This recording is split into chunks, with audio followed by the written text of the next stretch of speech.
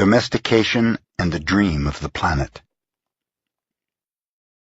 What you are seeing and hearing right now is nothing but a dream. You're dreaming right now in this moment. You're dreaming with the brain awake. Dreaming is the main function of the mind, and the mind dreams 24 hours a day. It dreams when the brain is awake, and it also dreams when the brain is asleep. The difference is that when the brain is awake, there is a material frame that makes us perceive things in a linear way. When we go to sleep, we do not have the frame, and the dream has the tendency to change constantly. Humans are dreaming all the time.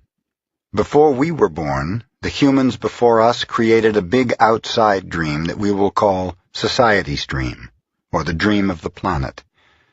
The dream of the planet is the collective dream of billions of smaller personal dreams, which together create a dream of a family, a dream of a community, a dream of a city, a dream of a country, and finally, a dream of the whole humanity.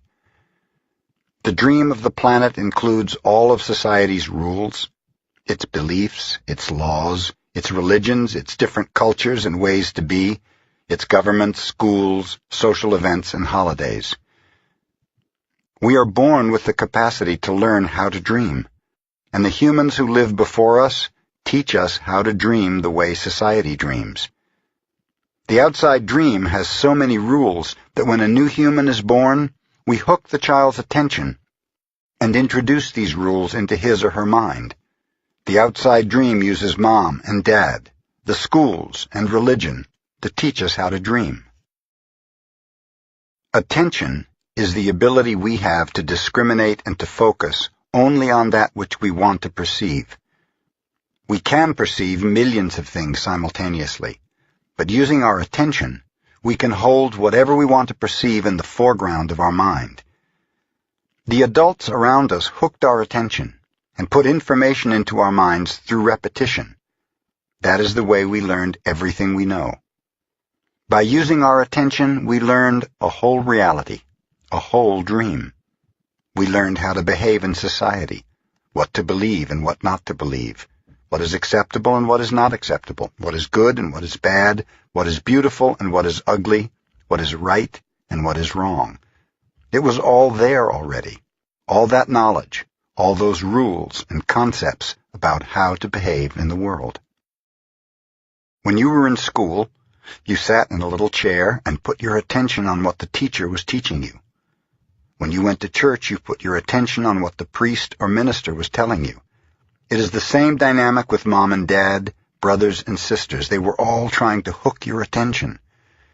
We also learn to hook the attention of other humans, and we develop a need for attention which can become very competitive.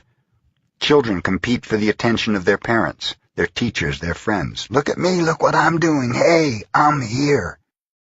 The need for attention becomes very strong and continues into adulthood. The outside dream hooks our attention and teaches us what to believe, beginning with the language that we speak. Language is the code for understanding and communication between humans.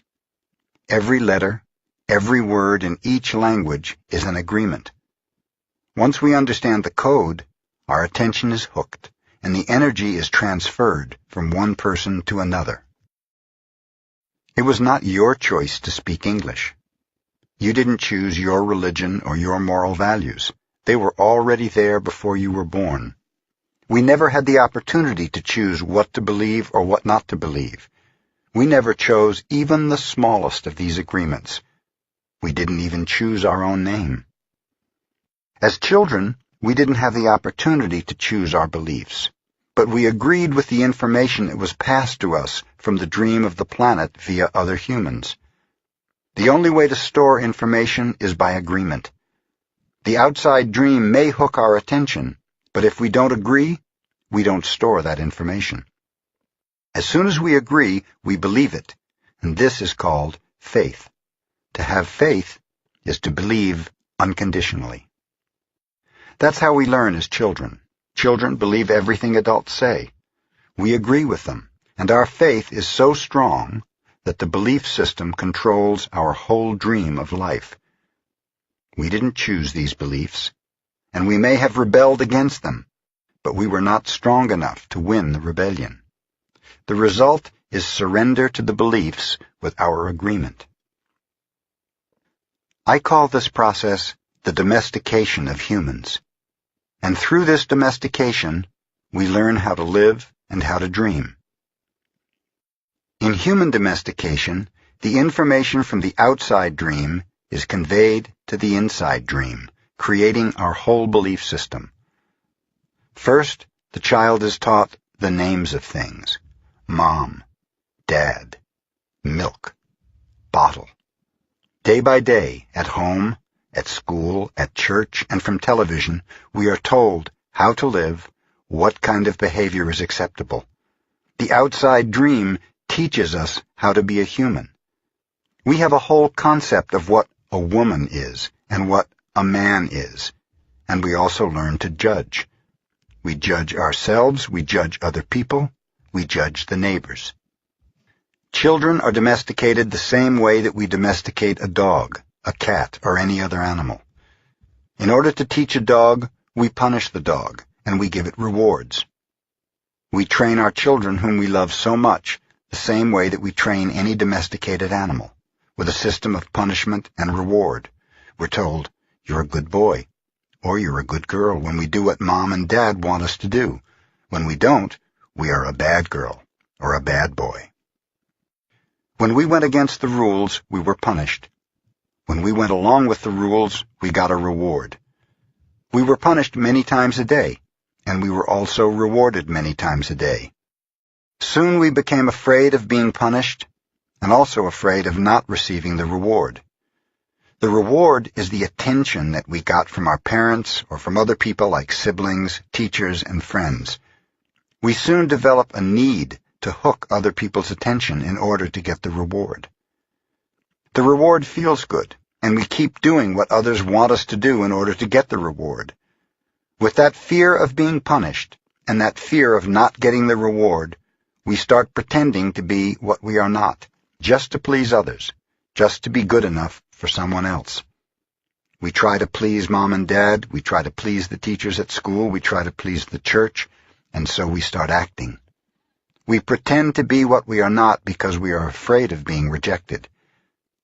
The fear of being rejected becomes the fear of not being good enough. Eventually, we become someone that we are not. We become a copy of Mama's beliefs, Daddy's beliefs, society's beliefs, and religion's beliefs. All our normal tendencies are lost in the process of domestication. And when we're old enough for our mind to understand, we learn the word no. The adults say, "Don't do this and don't do that." We rebel and say no, because we are defending our freedom. We want to be ourselves, but we are very little, and the adults are big and strong. After a certain time, we are afraid because we know that every time we do something wrong, we're going to be punished. The domestication is so strong that at a certain point in our life we no longer need anyone to domesticate us. We don't need Mom or Dad, the school or the church to domesticate us. We're so well trained that we are our own domesticator. We are an auto-domesticated animal. We can now domesticate ourselves according to the same belief system we were given and using the same system of punishment and reward. We punish ourselves when we don't follow the rules according to our belief system. We reward ourselves when we are the good boy or the good girl. Just as the government has a book of laws that rule the society's dream, our belief system is the book of laws that rules our mind. Without question, whatever is in that book of law is our truth. We base all of our judgments according to the book of law, even if these judgments go against our own inner nature. Even moral laws, like the 10 Commandments, are programmed into our mind in the process of domestication. One by one, all these agreements go into the book of law, and these agreements rule our personal dream. There's something in our minds that judges everybody and everything, including the weather, the dog, the cat, everything. The inner judge uses what is in our book of law to judge everything we do and don't do, everything we think and don't think, and everything we feel and don't feel. Everything lives under the tyranny of this judge. Every time we do something that goes against the book of law, the judge says we are guilty, we need to be punished, we should be ashamed. This happens many times a day after day, for all the years of our lives. There's another part of us that receives the judgments, and this part is called the victim. The victim carries the blame, the guilt, and the shame. It is the part of us that says, "Poor me, I'm not good enough. I'm not intelligent enough. I'm not attractive enough. I'm not worthy of love. Poor me." The big judge agrees and says, "Yes, you're not good enough." And this is all based on a belief system that we never chose to believe. These beliefs are so strong that even years later, when we're exposed to new concepts and try to make our own decisions, we find that these beliefs still control our lives. Whatever goes against the book of law will make you feel a funny sensation in your solar plexus, and it's called fear. Breaking the rules in the book of law opens your emotional wounds, and your reaction is to create emotional poison, because even if the book of law is wrong, it makes you feel safe. Anything that challenges what you believe is going to make you feel unsafe. That is why we need a great deal of courage to challenge our own beliefs. Because even if we know we didn't choose all these beliefs, it's also true that we agreed to all of them.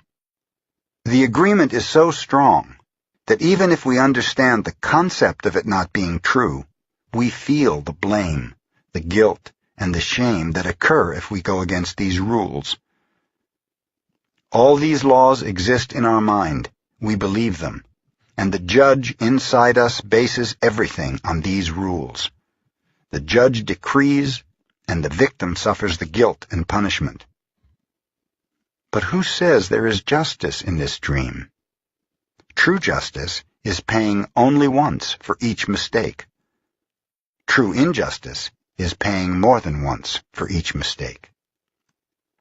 How many times do we pay for one mistake? The answer is thousands of times. The human is the only animal on earth that pays 1,000 times for the same mistake. The rest of the animals pay once for every mistake they make, but not us. We have a powerful memory. We make a mistake, we judge ourselves, we find ourselves guilty, and we punish ourselves. If justice exists, then that was enough. We don't need to do it again. But every time we remember, we judge ourselves again, we are guilty again, and we punish ourselves again and again and again. If we have a wife or husband, he or she also reminds us of the mistake, so we can judge ourselves again, punish ourselves again, and find ourselves guilty again. Is this fair? How many times do we make our spouse, our children, or our parents pay for the same mistake? Every time we remember the mistake, we blame them again and send them all the emotional poison we feel at the injustice, and then we make them pay again for the same mistake. Is that justice? The judge in the mind is wrong, because the belief system, the book of law, is wrong. The whole dream is based on false law. 95% of the beliefs we have stored in our minds are nothing but lies, and we suffer because we believe all these lies. In the dream of the planet, it is normal for humans to suffer, to live in fear, and to create emotional dramas. The outside dream is not a pleasant dream. It is a dream of violence, a dream of fear, a dream of war, a dream of injustice. The personal dream of humans will vary, but globally, it is mostly a nightmare. If we look at human society, we see a place so difficult to live in because it is ruled by fear. Throughout the world, we see human suffering, anger, revenge, addictions, violence in the street, and tremendous injustice. It may exist at different levels in different countries around the world, but fear is controlling the outside dream. If we compare the dream of human society with the description of hell that religions all around the world have promulgated, we find they are exactly the same. Religions say that hell is a place of punishment, a place of fear, pain, and suffering, a place where the fire burns you. Fire is generated by emotions that come from fear. Whenever we feel the emotions of anger, jealousy, envy, or hate, we experience a fire burning within us. We are living in a dream of hell. If you consider hell as a state of mind, then hell is all around us. Others may warn us that if we don't do what they say we should do, we will go to hell. Bad news. We're already in hell, including the people who tell us that. No human can condemn another to hell because we're already there. Others can put us into a deeper hell, true, but only if we allow this to happen. Every human has his or her own personal dream, and just like the society dream, it is often ruled by fear. We learn to dream hell in our own life, in our personal dream. The same fears manifest in different ways for each person, of course, but we experience anger, jealousy, hate, envy, and other negative emotions. Our personal dream can also become an ongoing nightmare, where we suffer and live in a state of fear. But we don't need to dream a nightmare. It is possible to enjoy a pleasant dream. All of humanity is searching for truth, justice, and beauty. We are on an eternal search for the truth because we only believe in the lies we have stored in our mind. We're searching for justice because in the belief system we have, there is no justice. We search for beauty because it doesn't matter how beautiful a person is, we don't believe that person has beauty. We keep searching and searching when everything is already within us. There is no truth to find. Wherever we turn our heads,